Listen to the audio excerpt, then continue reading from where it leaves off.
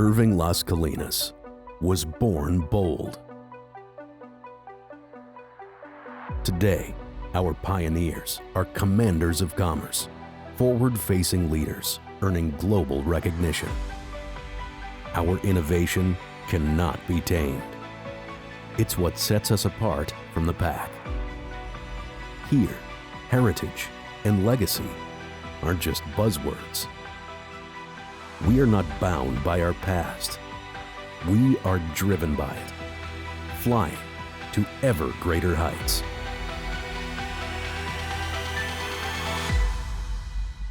The future is always uncertain, but fortune favors the bold. In Irving-Las Colinas, living easy means working hard and playing hard. From the barbershop to the boardroom, we shape the future. This city is big enough for the movers and the shakers. Life moves fast here, but that's how we like it. That's why we built a community with everything life needs and wants just within reach. We take pride in our art, recreation, and education. A bold future begins in the home, the classroom, and in the boardroom. In Irving-Las Colinas, the future waits for you.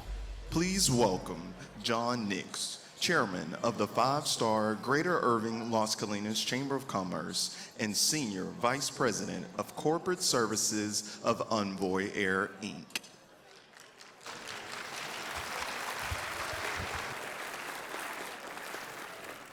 Thank you. Good morning, ladies and gentlemen, and welcome to the 2022 State of the City, produced by your 5-star Greater Irving-Las Colinas Chamber of Commerce. I'm John Nix, Chairman of the Chamber's Board of Directors, and Senior Vice President of Corporate Services of Envoy Air, a subsidiary of American Airlines. It's great to be able to host this event in person once again, which we all hope signals a recovery from a tough couple of years. I hope you all enjoyed that video kickoff to today's program, a great highlight of our outstanding community. Today, we're celebrating the achievements, progress, and the future of Irving-Las Colinas. As someone who spends the work week here, I'm proud to say it's a wonderful place to live, work, play, walk, and visit. It's also a highly coveted international business address with world-class amenities, access to a skilled workforce, and a community that celebrates its diversity. It's also why Irving-Las Colinas is known as the headquarters of headquarters in Texas. 55 Fortune 500 companies have a presence in Irving-Las Colinas. That's 11%. 8 of those Fortune 500 and 4 Fortune 1000 companies have their global headquarters here. And 150 foreign-owned companies operate in our community, giving Irving-Las Colinas the distinction of being one of the leading cities in the state for foreign business investment.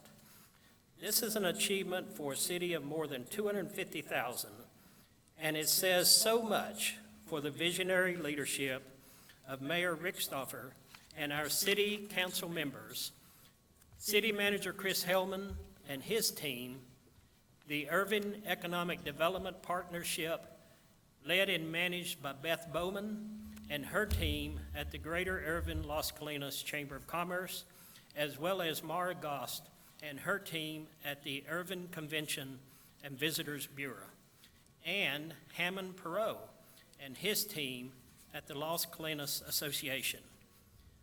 Additionally, I want to call out the exceptional commitment by our private business industry.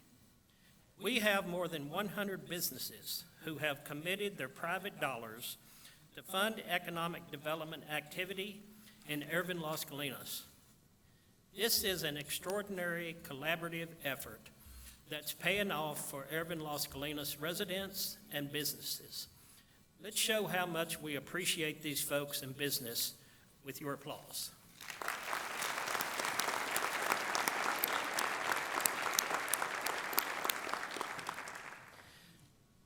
let's all rise as the Irving Police Department Honor Guard and Irving Firefighters Pipes and Drums teams present the colors, with Jennifer Nickerson performing the national anthem.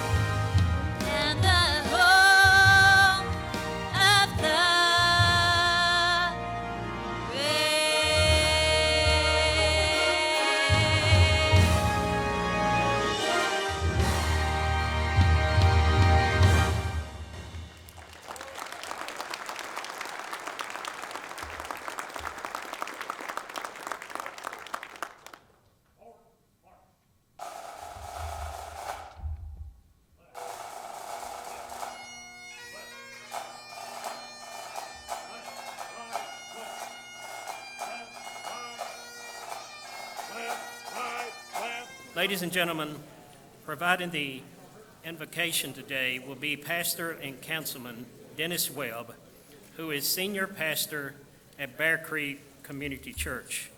Please join me in welcoming Councilman Webb to the podium.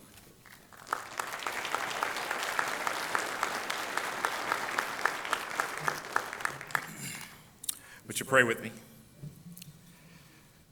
Our precious Heavenly Father, eternal God, it's again that you've given us a privilege not only to live on your earth one more day, but you've granted us this privilege to gather again this year in the State of the City event.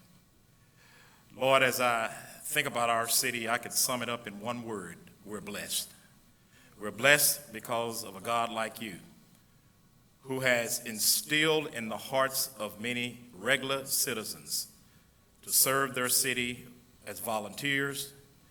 You have given us great leadership in our city that is committed, that stands true even in the midst of persecution and all the different things that we face. Our commitment, dear God, is to bless this city. We thank you for the staff, everybody that works for this city, that makes this city what it is. And we just thank you, dear God, for what you've done for us. We thank you for those residents, those 256,000 residents that you brought here of all diverse cultures. Lord, I pray that you would bless us to continue to live amongst one another in peace and harmony.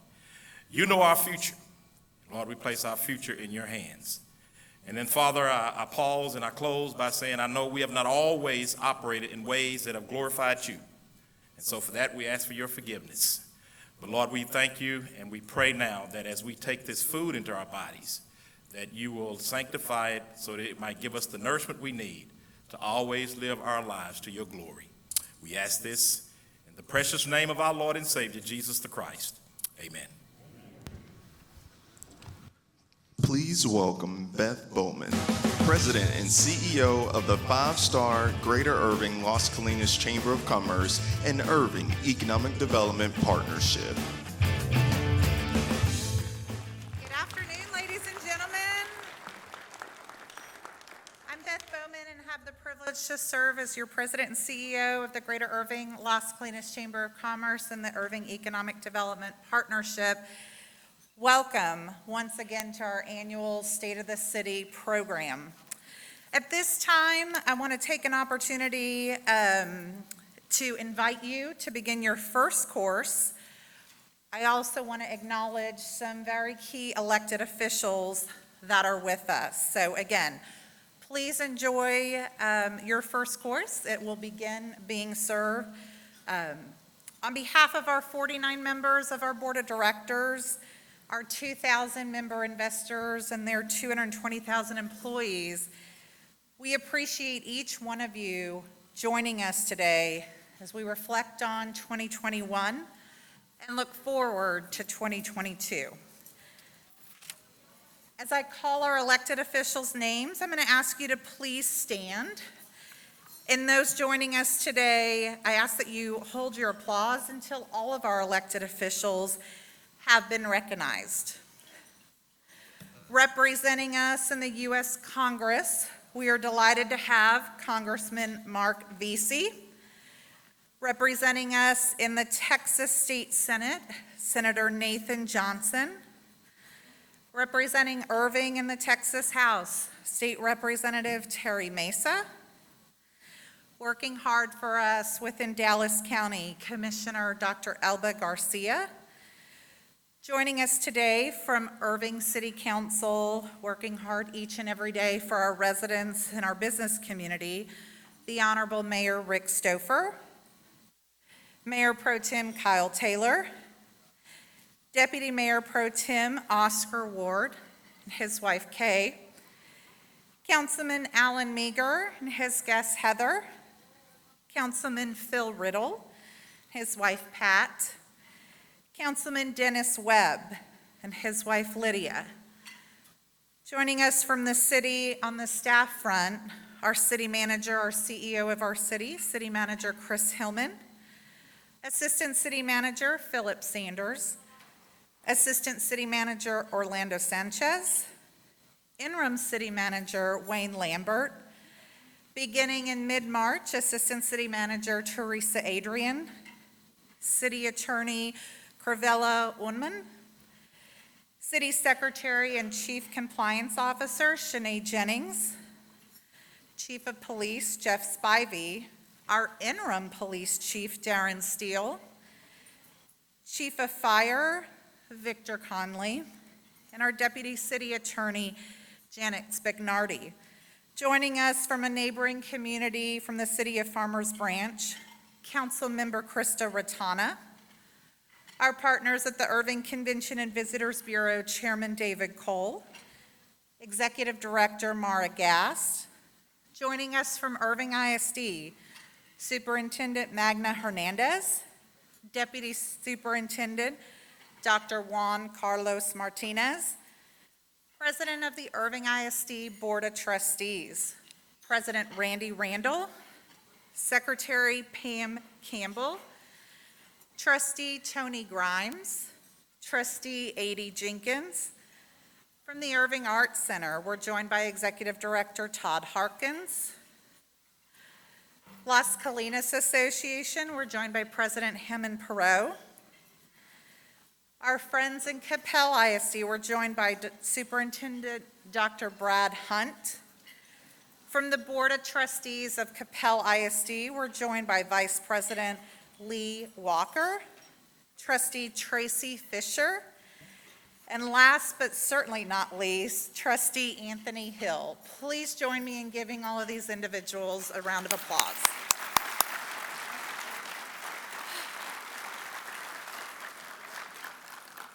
In addition to our elected officials, we want to thank our business industry who have stepped up to support our community, our five-star Chamber of Commerce, and today's signature program.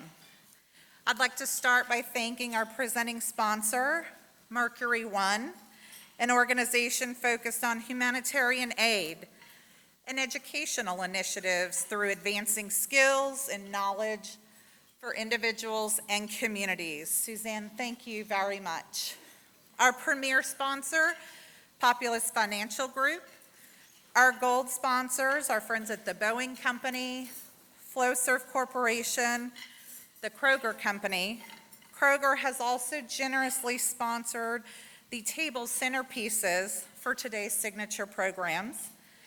Our silver sponsors, Baylor Scott and White Medical Center, Irving, City, Dallas County Utility and Reclamation District, Freeze and Nichols, KDC, Las Colinas Association, NEC Corporation of America, Robert D. Martinez, PLLC, University of Dallas, our media sponsor, the Dallas Business Journal, always covering headquarter opportunities coming home to Irving-Las Colinas, our parking sponsor, Rick's Independent Car Care Service, and our table sponsors listed in your program.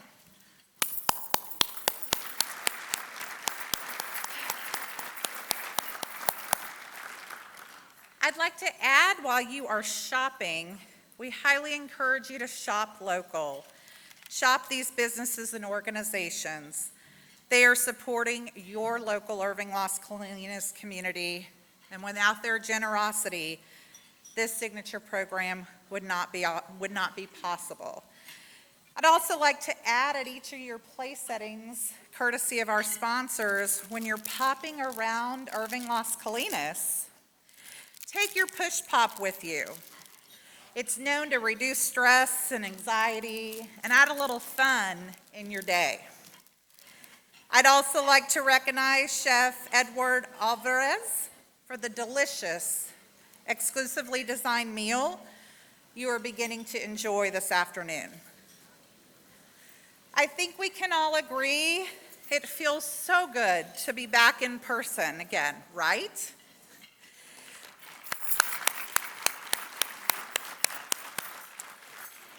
Your presence is an impressive show of confidence in our future and your willingness to be engaged in Irving-Las Colinas. I authentically thank each and every one of you for being here today. A year ago, not many would have thought 2021 would be a repeat of 2020.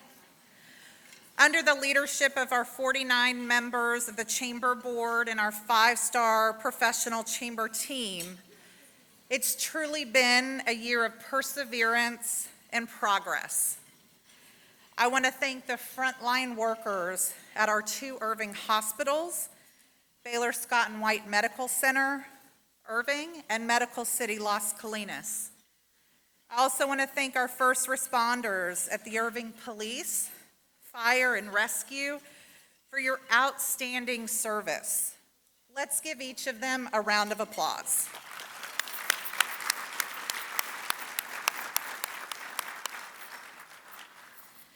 I also want to mention some unsung heroes. To our education leaders and teachers. I know, as I shared earlier, we have representatives from Irving and Capel ISD, specifically their superintendents and trustees, our friends at the University of Dallas and Dallas College Northlake campus joining us today. These professionals have had a disruptive 2 years preparing the next generation of our workforce. We appreciate your continued commitment. Also, I want to thank the additional 60 volunteers comprised of our elected officials, members from the Irving Economic Development Partnership, and others wearing face coverings, having hand sanitizer, and distributing resource bags for personally visiting over 1,000 of Irving-Las Colinas small businesses to offer support, encouragement, and say thank you for choosing Irving-Las Colinas during the ongoing pandemic. This was the second year that we have hosted our small business splits, and ladies and gentlemen, we're going to do it again this year. It's been a productive year. I want to thank again our board for your continued efforts, but specifically our board chairman, John Nix, and their vision for Irving-Las Colinas.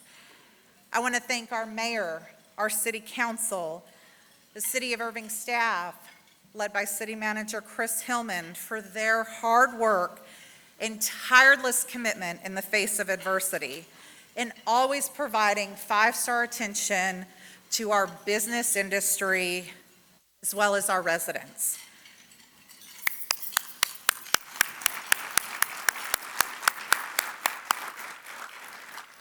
Last but certainly not least, I want to recognize the working team that was responsible for putting on today's 2022 State of the City Signature Program.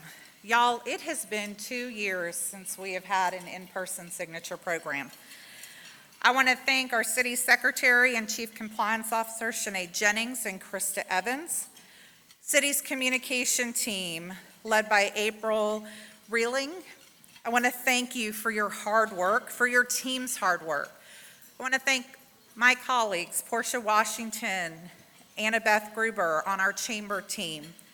And they are working day in and day out with my colleagues on our leadership team, Erica Mulder and Dexter Freeman. These individuals have worked together over this past year to bring today's signature program. So let's give them a round of applause.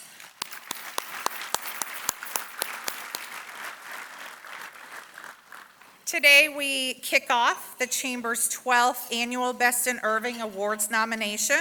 This is your opportunity to choose the best of the best, those Irving-Las Colinas businesses you appreciate for their products and services. You can do your part to support these businesses, in addition to shopping, by voting online beginning this afternoon, and voting will remain open until March 31st.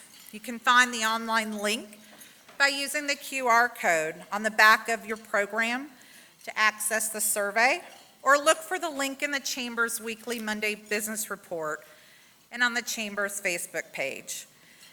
At this time, I'd like to invite the Honorable Mayor Rick Stopfer to the stage to present the Mayor's Corporate Award of Excellence, which annually recognizes an outstanding local business, entrepreneur, or leader within the Irving-Las Colinas community. Mayor Stopfer.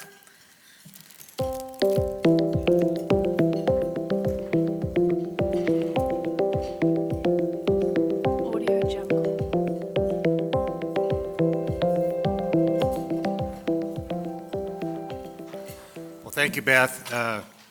Good morning, everybody, and thank you for being here today. We really appreciate everyone coming together and sharing thoughts and ideas and the successes and the challenges that we've faced over the last year. One of the great things that I have the opportunity to do is we have over 8,500 businesses within the city of Irving. And each year I get to pick who I believe has donated and expanded and done so much for our community during this year. And it was easy for me to do this year because the person that we will be honoring today started her business over 40 years ago in our city. I've only been in the city for 34 years. So her restaurant was one of the first ones that I was able to go to when I first came here. But she believed that there was an opportunity to put fine dining in a Mexican restaurant in the center of our city, in the center of our business district of Las Colinas. And she has done an outstanding job working day in, day out to develop a restaurant that we can all be proud of. She has some of the best steak and seafood that you will find anywhere. She is extremely humble in her giving back to the community. Fran has done so many things within our community. Her and her husband, Pat, were very involved with the community. He used to come to the Wednesday morning breakfast. I had a lot of time to spend with him and talk about the different things that were going on. And when he passed, Pat knew the importance of our police department, because Pat and Lowell Canada used to ride motorcycles together. So Pat decided that they develop something. So when he passed, Fran put together a scholarship for the families of our police officers. And each year she puts together a fundraiser and has given hundreds of thousands of dollars back to our police officers' kids in our community. Thank you so much for that, Fran.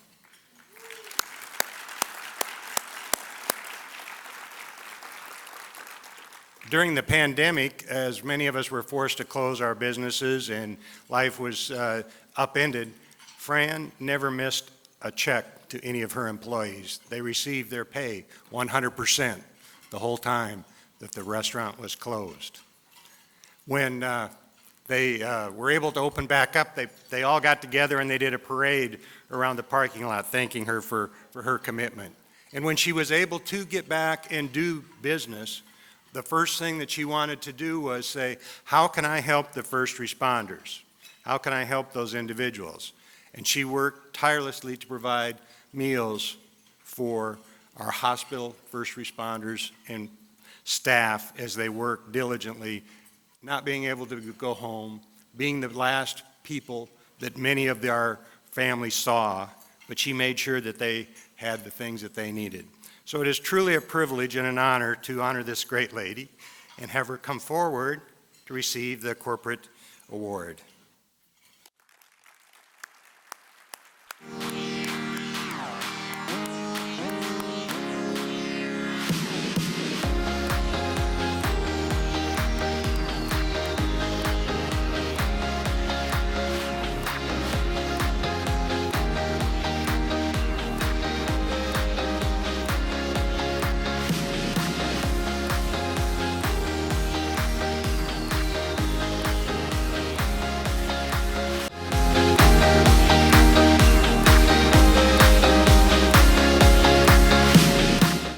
In such an incredible city. And how did I get the opportunity to change the things that I could and to add to, hopefully, bringing in new people with lots of talent, and that's what we've done. And I'm very, very proud to be a part of Irving. Thank you very, very much.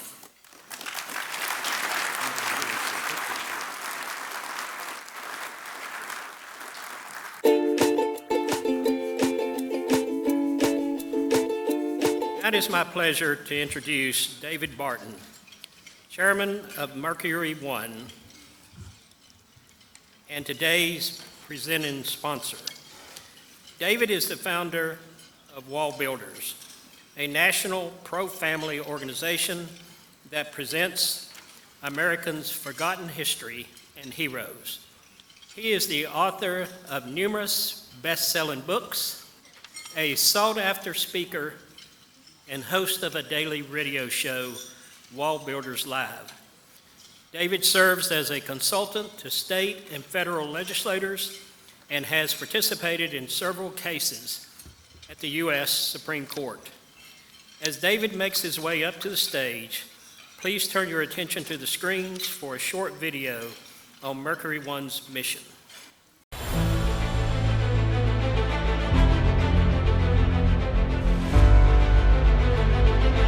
I asked you to join me here so I could propose a new path. A path led by you. A path led by the individual.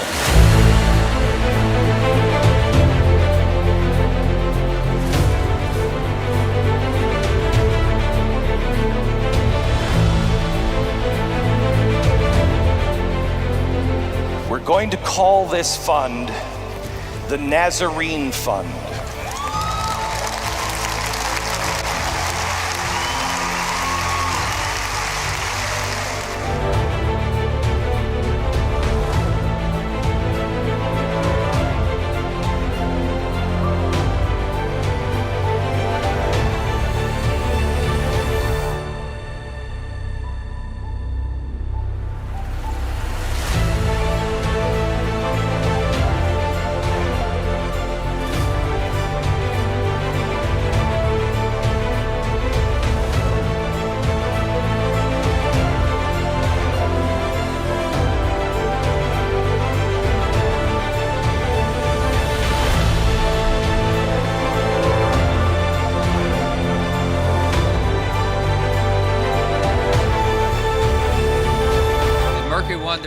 we do a lot of disaster humanitarian stuff. As Afghanistan was falling in the last days, the military asked us to come in and take over humanitarian evacuations.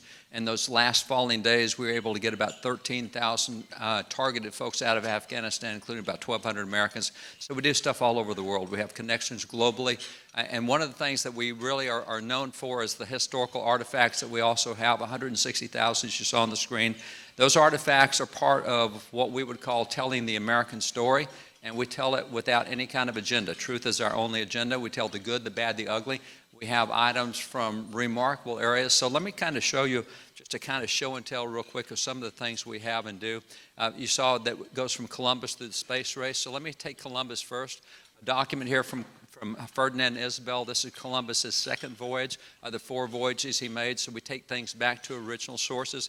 In the same way, if you move toward from exploration to colonization, this is a document from 1619. This is what caused the King of England to chase the Pilgrims out of there and come to America. Thank you very much. We're glad they did. They've had a huge positive impact on America, but that's the document that caused them to come here. This is a document that was published after they got here. They brought their press with them. Their press actually saved the ship when it was sinking, coming across, and this is some of the results of what they did. Very positive influence in education and government and so many areas. You move from there into the American founding. In the American founding, certainly we think of folks like George Washington. We have things from his youth. This is actually a compass that Washington used surveying. He became a surveyor at the age of 15, a professional surveyor. He kept that compass with him all the way through the American War for Independence, all the way through till his death. We also have things from his death. This is a ring that came from Alexander Hamilton's daughter, George Washington. On his deathbed, Martha took a lock of George's hair and gave it to the Hamiltons. And this is passed down through the Alexander Hamilton side. We also have folks like Benjamin Franklin. Benjamin Franklin, of course, we know him very notable. We have Benjamin Franklin represents the Constitutional Convention, and we have documents and writings from every single member of the Constitutional Convention, so many of our founding fathers. We also have things from Thomas Jefferson. We have here, these guys will show you from, this is the first printing of the original draft of the Declaration of Independence back to 1829. It is amazing in Jefferson's own handwriting, and so this is what helped us become a nation. This is our birth certificate. We also have a number of black founding fathers that hardly no one covers today, and I did say founding fathers because they legitimately are. We have things, for example, like Peter Salem, who is the hero of the Battle of Bunker Hill, the only known document of Peter Salem. What a great guy he was, what a great difference he made early on in the American War for Independence. We also have a number of black elected officials. We started electing black officials in America in 1641. This is Wentworth Cheswell, 1768. He's elected in New Hampshire. He's reelected for the next 49 years to 8 different positions in New Hampshire. He's the historian of New Hampshire. He made Paul Revere ride as a great American patriot. So we have a number of things in black history as well. Let me move kind of into the Old West. And there's so many. With 160,000 items, you can imagine we've got a lot of stuff that covers a lot of eras. Let's get into the Old West. So the Old West, the cowboys of that day, this actually happens to be the gun belt of Jesse James. This is what he was wearing when he was shot. So this came off his body. This is the gun belt of Jesse James. We move from the Old West into things like World War II. There's so much we could hit, but World War II, General Patton certainly is the person we think about. This sword over here, General Patton was the best swordsman in the military. As a matter of fact, he was in the Olympics of 1912. This is called the Patton Sword. And all the way through till he helped conquer the Nazis and defeat Hitler. This is the flag that was on his casket when he died over in Europe. He was hit by a truck in Europe and died just at the end of the war. So much from Patton, much from so many other things in World War II. Go past World War II, even in the area of like religion. This first book, this is the first Bible ever printed in America. It's one of the rarest books in America. There were 10,000 printed at the time. There's half a dozen left today. This is one of them. This is printed by the printer of the U.S. Congress, our first Bible in America. It has a congressional endorsement in front, and it is known as the Bible that was used in our schools. So that says a lot about heritage that we don't hear about today. But on the other end, if you go all the way to the space race, this is a Bible that landed on the moon. This went to the moon with Apollo 14. This is called the Lunar Bible. There's so much here. As a matter of fact, I want to back up into some athletic kind of stuff. Back as World War II was getting started, you may recall the name Jesse Owens. Remember, Hitler was trying to create a great Aryan nation, And then they had that Olympics of 1936. In the Olympics of 1936, Jesse Owens, black athlete, just blew the Germans off the field. He got 4 gold medals. That is the Olympic torch from the Olympics in Germany. We have a number of Jesse's items, just really fun stuff. So all that we have from old all the way to new, you get into entertainment. If you're a younger generation, you may recall the stuff that came with Captain America. This is actual screen stuff. This is what was used in the movie. This is Captain America, the Winter Soldier. And if you're a little older than the current generation, I'll take you back a generation. You may remember Willy Wonka and the Chocolate Factory, right? Well, here's the golden ticket. So if you were ever wanting a golden ticket, you know where to come get the golden ticket now. So that's the golden ticket. And if you're older than that, we also have the ruby red slippers from Wizard of Oz. So whether it's Ben-Hur, with the chariot of Ben-Hur and the ships of Ben-Hur, whether it's modern stuff, we are loaded up with stuff over at American Journey Experience. We are opening publicly in a very real way. This last year we started opening. We do now a lot of teacher training. We had hundreds of teachers on the waiting list last year. We let them handle and see all these documents from history. Nobody's agenda. It's just actually what happened, and it makes for a good story. America's got a great story. We do a lot of training with kids that are going into college, 18 through 25, kids that are in college. I say kids, you can tell from my white hair, that's what I say. Those that are in college, those that are in graduate level work. We do a lot of training of legislators as well, a network of about 1,000 active legislators. So there's just a lot that we do. Let me introduce now the lady who's been the director of Mercury One for the last 6 years. She's now moved over and has taken the role of plant expansion. With all that we have, we're now going national in a very real way. This is a destination kind of a spot. We become that, and so we have tours. You can check our website, public tours, people coming in all the time from across the country, large tours. You're welcome to join those if you'd like. But Suzanne Grishman, the executive director of Mercury One, now is in charge of plant expansion over at Mercury One, and she's on the board of directors for the Irving-Las Colinas Chamber of Commerce. She's also board of directors of the Dallas Film Society and is a founding member of the Save the Persecuted Christian Board of Directors. So let me introduce Suzanne Grishman. Suzanne?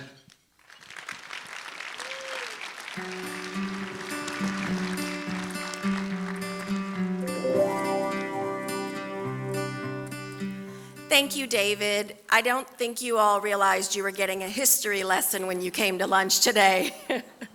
I, every day, wake up. It is like the most fun job. It is every day there's something new that I learn, and we want you all to come to the American Journey Experience and see this for yourself. Today it is my great honor to introduce to you Mayor Rick Stopfer. He was reelected a second term as mayor in November 2020. The mayor was originally elected as council member to the Irving City Council in 1998 and served through 2012. He was appointed Deputy Mayor Pro Tem in 2007 to 2008 and Mayor Pro Tem 2008 to 2009. In 2013, Mayor Stopfer was appointed by the City Council to be the Irving representative to the DART Board.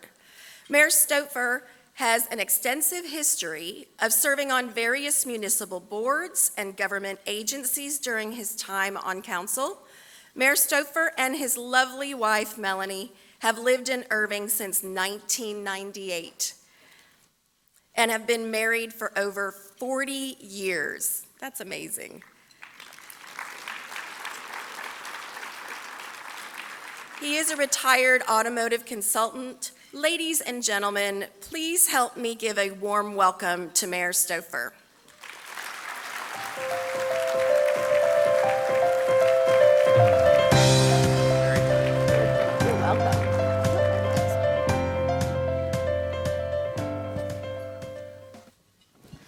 So how are you doing this afternoon, Mayor? Well, it's always an interesting time to be able to get with a bunch of people and really talk about the great things that are going on in our community. We are, as Councilman Webb said, we are truly blessed to live in this great city and have the things that we have.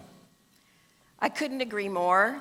Let's talk about this year's theme that you chose. Why did you select overcoming, advancing, achieving as our theme? Well, the year started out with us trying to figure out how we were going to move through the COVID epidemic and how we were going to get the vaccines to people, how we were going to get businesses back into business, how we were going to get everyone back to work and to some type of normalcy. And then we had the Great Freeze. And this was really a telling time in our community because we had people that had no heat in their home, and that caused water pipes to break. Our utility people were constantly out working and working together, and neighbors were helping neighbors. Neighbors were inviting their neighbors to stay with them if they could. We opened our hotels. We did whatever we could to band together and work together. And I think even though it was a major challenge for us, it brought us all closer together. It made us realize that we could overcome things. It made us realize that we could continue to work together. We could continue to conquer things. It was just a time when I felt comfortable in the fact that we were going to survive as a city. Where were we going to go this next year? Because the challenges that were out there, everyone stepped up, whether it was our residents, our nonprofits, our houses of worship, and our businesses. Everyone came together. I could not agree with you more. This is a community where they're always helping out, neighbors helping neighbors. This community helps out its community. It seems like resilience described the city's last year as well. Can you elaborate on how you met the challenges that you faced? Well, one of the things that really we were fortunate of is that the city, our city manager, Chris, said to us, we've got to evaluate how we spend our dollars. So we did. We immediately cut back on those areas where we could, which gave us the opportunity to continue to do everything that we needed to do within the city. We also were fortunate to take the CARES dollars and utilize them for different things. While a lot of the cities had to use the ORA dollars and the CARES dollars to operate, we were able to use that for rental assistance, child care assistance, and those type of things. We were able to work within the community. And one of the greatest things we were able to do was to make sure that business could still be business. The $50,000 grants that we were able to give our businesses across the area, and so that if they could keep their people working, they then have that grant forgiven. So having those dollars for our businesses, for our residents to use for rental and heat assistance and things of that nature, childcare, that was how we were able to survive this. And again, I give kudos to my fellow council members and to our staff for seeing the challenge and taking the challenge right up front to make sure we had dollars to continue to do the things we needed to do in the city. That's amazing.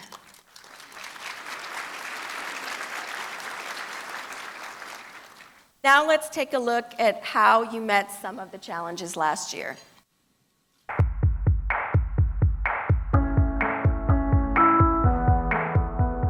We had an extraordinary challenge with one of the biggest weather-related events I think our city has ever seen. Every department in the city of Irving stepped up to respond. I couldn't be more proud of the people that work for the city of Irving. We had our water crews out there responding, our streets crews, our emergency operations team was in these centers, and especially our parks crews opening up our warming centers. Among hundreds of calls for service, Irving first responders faced a special challenge here, and it's all caught on camera. 2 people fell in an icy pond at Thomas Jefferson Park. Yeah, that's something you definitely don't see every day. That cold water takes your core temperature down quick. That's a serious situation. You talk about just answering the call. It was truly remarkable to see their dedication, their resilience, their commitment to providing service for this community. Even though it was a very challenging situation, it really showed how our community came together to help each other out. And that really is the backbone of what makes Irving just a great place to be. COVID-19 continues to present challenges. Irving and Grand Prairie teamed up to operate a vaccine distribution site. It's a very quick, efficient process. Most people were at these tables less than 2 or 3 minutes. It's great. To be able to do this for the community, it really makes you feel good. They administered more than 22,000 shots in those early days before the vaccine was widely available. And just recently, Irving teamed up with Dallas County to open a new testing site at Trinity View Park. With the new Omicron variant, there's a lot more need and demand. You guys have been the shining light through all of it. Members of the Irving Economic Development Partnership joined first responders to thank healthcare heroes working at Irving's 2 major hospitals. We feel the emotion for each of them that are working to continue to keep our community safe. And the things that you saw, the things that you did, and the comfort that you provided people will never be forgotten. Also meeting the challenge, Irving first responders facing unique challenges over the past year in serving the community with professionalism, integrity, and dedication.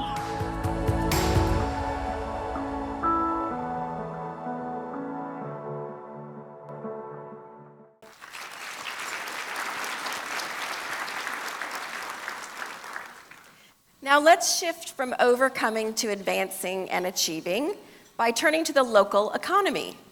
Irving has developed a reputation as the headquarters of headquarters. How did Irving face in the areas of economic development and economic growth this past year? Well, we were truly blessed in this arena as well as our businesses came together. And it was very interesting times because they were looking at expansion. When we saw buildings empty and we saw people staying at home and working from home, our business and our corporate community were looking at how they could expand, how they could grow, and how they could move forward. And our pipeline from people that were looking at Irving as a place to do business was full. We were continuing to work on a regular basis with businesses that were looking to come into Irving. So having the reputation as the headquarters of headquarters paid off well across the country as we had site selectors come in from East Coast, West Coast, and the Central State and look and work with us on many, many different things. And we were blessed as well to have our sales tax dollars did not decrease as bad as we thought they were going to, which gave us the opportunity to realize that our businesses were doing business. I love that motto, headquarters of headquarters. Let's take a look at some of last year's highlights.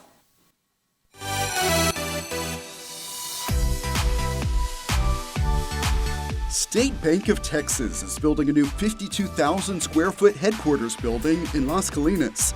Nearby, construction is also underway on a new Hotel Indigo, scheduled to open next year. Caterpillar's electric power division is consolidating hundreds of jobs from California, Arizona, and Indiana to new offices at Williams Square. Arcade game company Andamiro relocated its headquarters from California to Irving.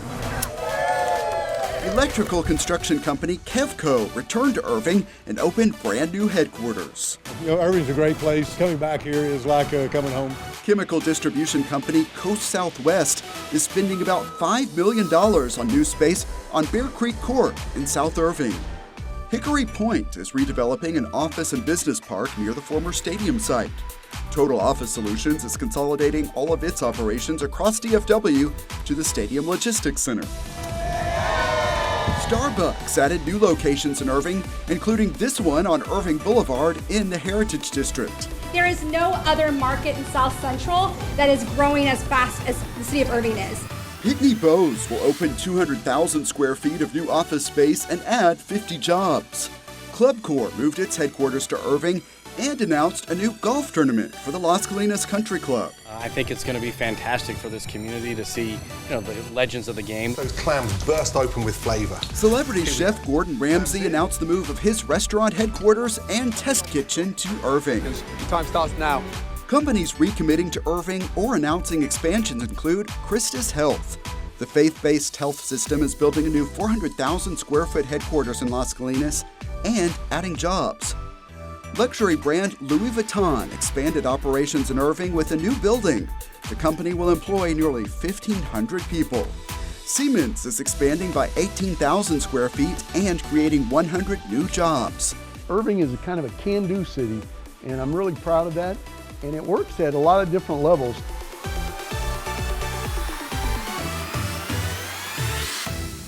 Wow, it has been a big year for business in Irving. Very big. Let's shift focus on what the city has done for its residents. I know that community engagement is a big area of focus for you as mayor. Can you share some of the highlights from this past year? Well, one of the things that's great about the city of Irving is the diversity that we have, not only within our residents, but within our religions and cultures and things that really make us a different community. And one of the joys that we have as elected officials and staff is to be a part of their celebrations, whether we're at a Diwali celebration or whether we're at Ramadan or whatever is going on within the community, we're part of. We also know how important it is to honor those races in different ethnic groups. So we move forward with our Martin Luther King Day with Black History Month. We also have Women's History Month, Pride Month, the Hispanic Heritage Month.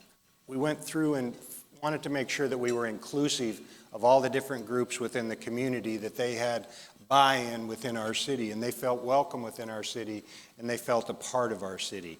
And so we were able to do that. In addition to the other things that we do with the 4th of July and the Veterans Day celebrations and Christmas parade and things of that nature, we also took the time to celebrate the anniversary of the 20th observance of 9/11. We must never forget the challenges that we still face as a community, we still face as a country.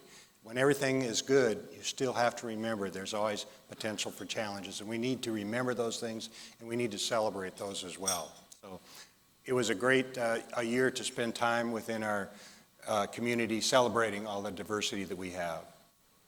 I believe we have a video to show you some of those big events as well.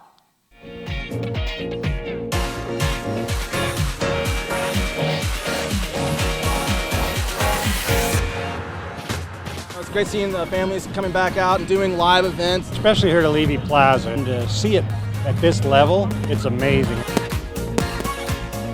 We came to watch some of the parade because I love Christmas. Christmas is my favorite. I love the event. The atmosphere has been great. The environment has been great. It's South Irving. We love it. This is like all out, so I'm super impressed. Jingle bell. I'm obviously a creepy nun. I am the ringmaster of the circus. And you can take that however you want. This is a great place. We do things for our citizens because we care about our citizens. It's great to be running a live race. This is a well-produced, professionally run event. Hopefully the community comes out and support. We're just pretty excited. People are having fun. I do think about the Olympics sometimes. For youth, Paralympics, Special Olympics, or the whole idea of bringing the community as well as cultural aspects, and so that's what we've done. It brings the community together. We get to meet new friends, new dog friends. I love dogs. Once we made plans that we were going to actually build Paws Colinas, we knew we had to have an event in conjunction with it, and the Paws Colinas 5K9 just rolled off the tongue. Thanks for putting this on. This is actually a really amazing event.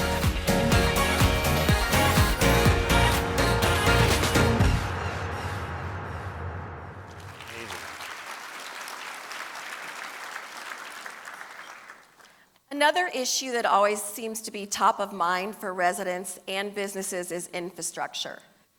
Many cities are challenged by aging infrastructure. How is Irving doing in that area? Well, when I was elected mayor, that was one of my top priorities, was infrastructure, and working with the council. We've done some tremendous things. Roads to the future. At the time, we were spending about $2 million a year on roads, and we had $800 million worth of problems. So we stepped up, and today we're spending over $20 million a year on our roads so that we can make sure that we can start to catch up with those areas.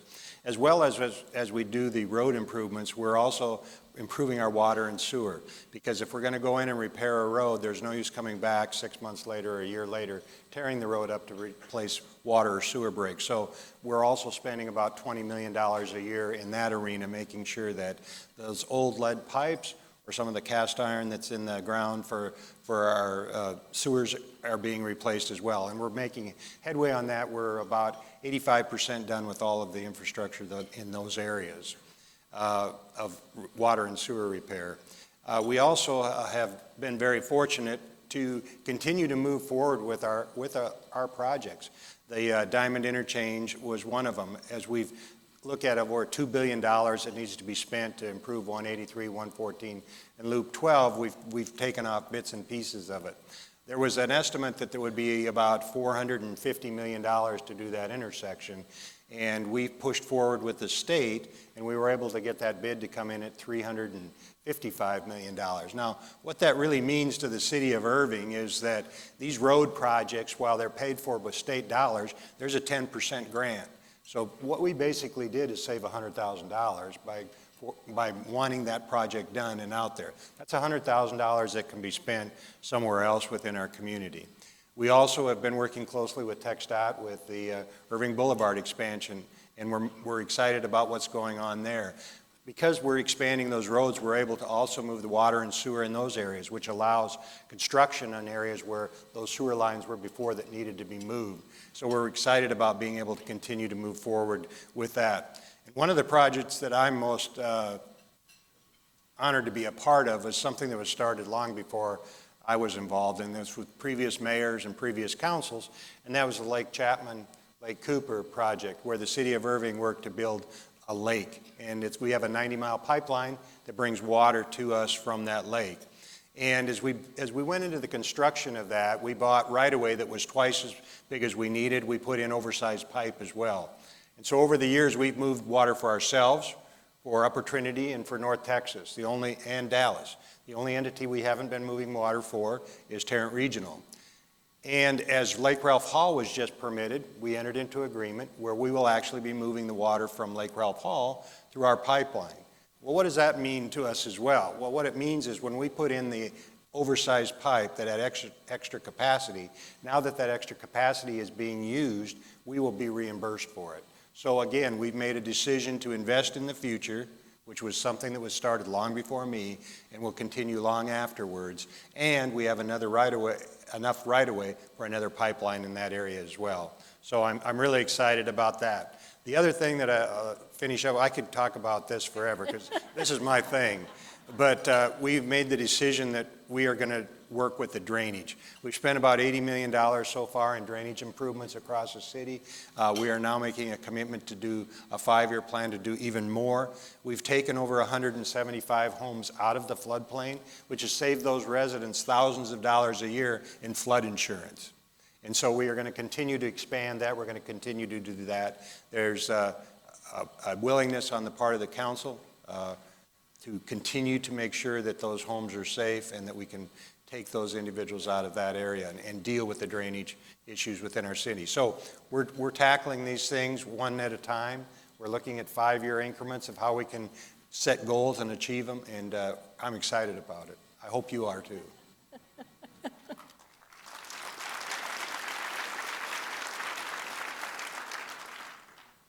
So connected to that, Irving has had some notable project completions in this last year, haven't they?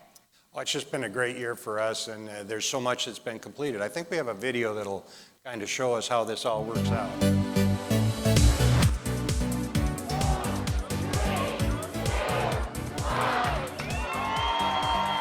This park here is going to be the spark that's going to ignite the redevelopment of downtown Irving. Probably I have never seen this many people in this park in my life. They did an amazing job.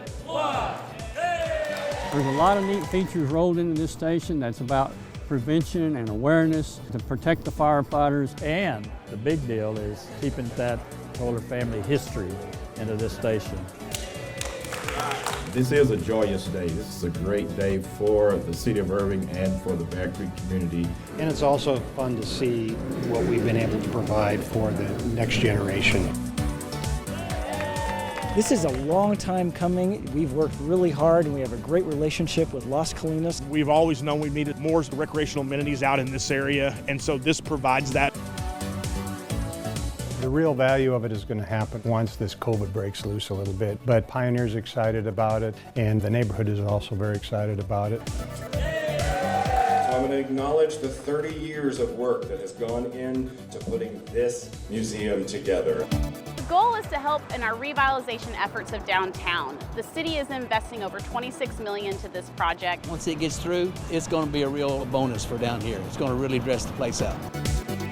This is a project to meet future growth. As new developments come in, we can support them, and that we're ahead of the ball when it comes to new development. Well, I think the Irving Interchange is really going to make a difference on the land that we have there. And you really, if you look at that 400 acres, that's the future of Irving. That's our future tax base. So once we have this infrastructure in place, It just sets up everything we need. This project, we looked at it and we're able to take over 200 homes out of the floodplain. Roads to the Future has been great for our city. We've got a lot of roads, a lot of residential streets that really need repair. The city is spending $100 million over 5 years, not only replacing some of the streets, but the overlay. This plaza, over the years, has received much attention worldwide. This is an opportunity for us to give it the second life.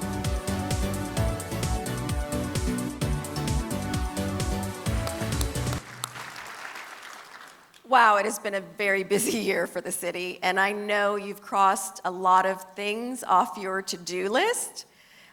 Those projects don't happen without the city's investment. I am sure we have a few bean counters in our room today here, and talk to me about the city's financial stability and the fiscal accountability. Well, we were fortunate to have Jeff Litchfield and Chris Hillman, who are two individuals that are very committed to making sure that when we get ready to spend dollars, they give us the information so that the council can make the best decisions. And as elected officials, we do worry about how your dollars are spent. You know, sometimes we get criticized because what taxes are and things of that nature, but we really do everything that we can to make sure that we are good stewards of your tax dollars. One of the things I'm most proud of is that our financials situation is very transparent. You can go online and see how we spend our dollars. Any way that anyone that's concerned about it can easily see what we've been able to do. The other thing that is exciting for us is we've taken advantage of the low interest rates to do a lot of refinancing within our community, within our bonds.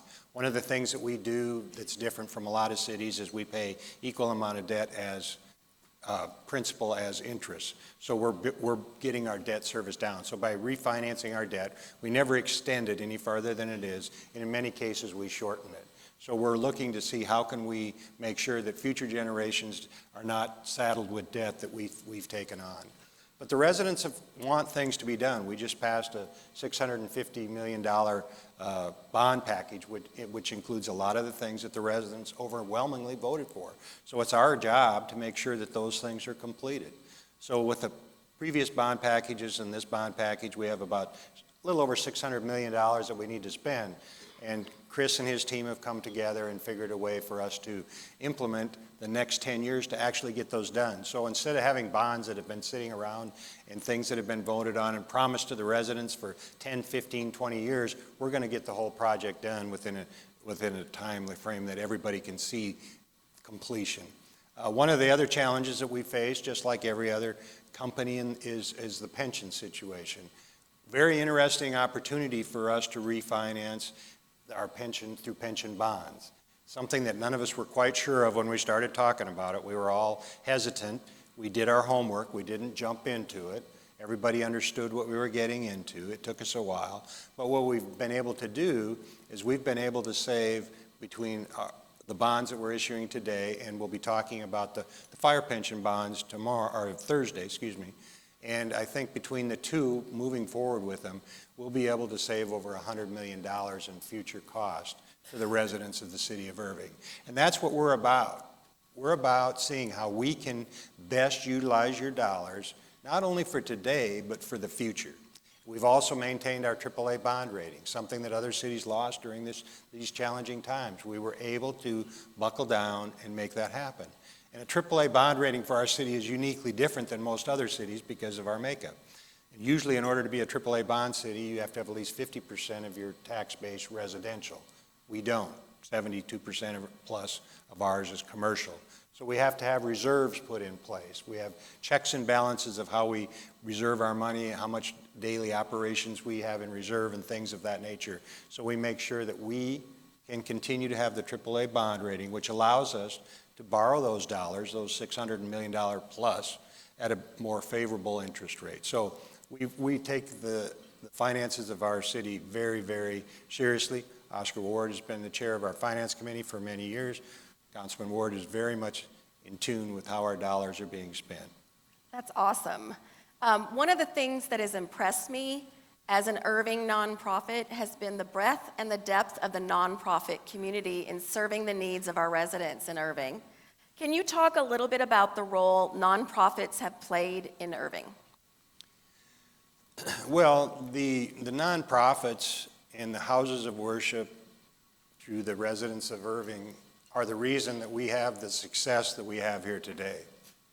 They were the ones that stepped up and made sure that the people who needed rent had rent, the people who needed a place to stay, the people who needed food, those type of things during this whole time of challenges for our residents. It was our nonprofits and our houses of worship and our businesses contributing dollars. Many of our businesses wrote large checks to help with heat assistance, rent assistance, to have a place to stay. Several people needed homes. So it was our nonprofits that worked to make sure that happened. And then there was the most important thing that we don't really think about very often, and that's food. I mean, we think about it all the time, but we don't think that we have to go find it. And our nonprofits made sure that there was foods available through the North Texas Food Bank, through Catholic Charities. We had food drives within the community all across to make sure that those that were less fortunate and did not have the ability to receive that food had it. The Salvation Army is another one that has stepped up.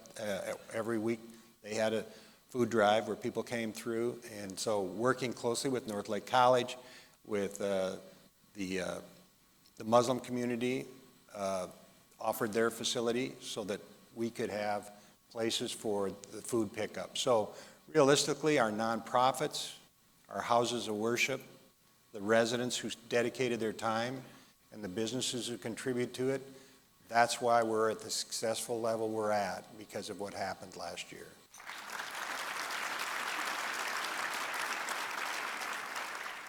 Now let's take a look at some of the good works being done throughout Irving.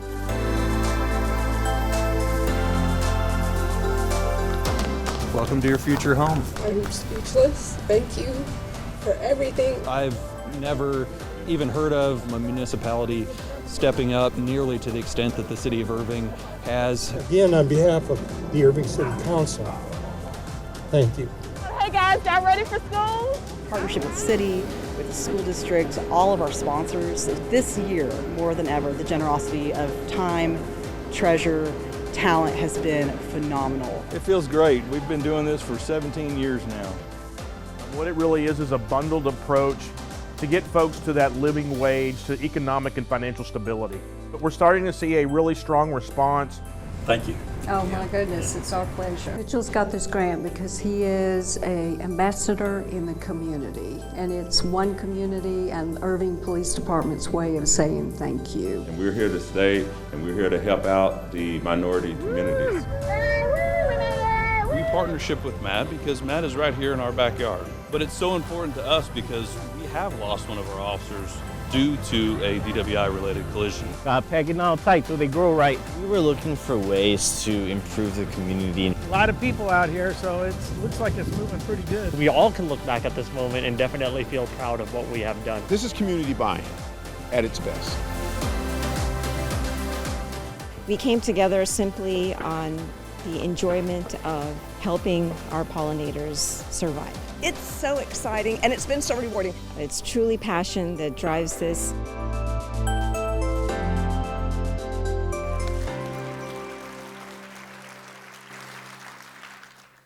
Mr. Mayor, I can tell you that Mercury One is so proud and honored to be able to support this event, and more importantly, to be a part of the Irving community. Thank you for allowing me to serve as today's moderator. Do you have any parting words for the audience today? Well, first of all, thank you for taking the time to be here with me. You're very kind to accept this challenge and work with me. So thank you very much. I appreciate it. And I thank Mercury One for being a sponsor. But there's a lot of people to thank for what we have. I have to start with the table of council members that are sitting here. While we may not always agree, and we all believe in what we believe, and we'll fight till we get the vote where we want it, that we want to vote on. We all are friends. We all come together for one reason, and that reason is for the citizens of the city of Irving. So I want to thank each and every one of them for their commitment to our city. I also want to thank Chris Hillman and his team and the over 2,200 people who get up every day with one mission in mind, and that is to make sure that our lives are better and safe in the city of Irving. And the residents, you know, the residents are what we all are here for. We're here to make things more palatable for them, to make sure that they can survive, that they can have the things that they need, the libraries, the parks, things of that nature, you know, the little extra things that we try to provide for our city. Also, our first responders. There's no finer police department or fire department in this country than the men and women that we have within our police and fire department. Our first responders across the city. During this challenging time, you realize the hospital workers, people that needed help. We were out shutting off waters as people's houses were being flooded. Our street department was involved. You know, things that you forget about, like getting the garbage picked up. You know, those individuals were out there in snow and ice, making sure it happened. So we've got great people working for us. We've got great leadership in the community, and it's just a true privilege for me to serve in this capacity. And I thank each and every one of you for your commitment to our city and your investment in our city, and the next year is going to be even greater. This was a great year. Next year is even going to be greater. Thank you.